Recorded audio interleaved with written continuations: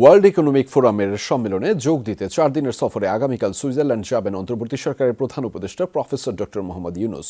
সন্ধ্যায় রাজধানীর foreign service একাডেমিতে প্রধান উপদেষ্টার প্রেস উইং আয়োজিত এক সংবাদ সম্মেলনে এ বিষয়ে জানিয়েছেন উপপ্রেস সচিব আজাদ মজুমদার।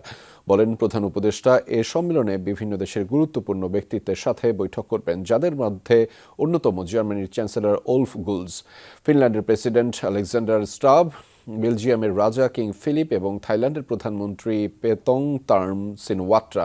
সম্মেলনে বাংলাদেশ বিষয়ে একটি পৃথক সংলাপ হবে। সেখানে বিশ্বের গুরুত্বপূর্ণ ব্যবসায়িক প্রতিনিধি ও নেতৃবৃন্দ থাকবেন। দেশের বিনিয়োগের পরিবেশ সম্পর্কে সেখানে ধারণা দেওয়া হবে বলেও জানিয়েছেন আজাদ মজুমদার। বলেন, অন্তর্বর্তী সরকার বিশ্বাস করে দেশের অপার সম্ভাবনার কথা তুলে ধরতে পারতে বিদেশি বিনিয়োগ বাড়বে।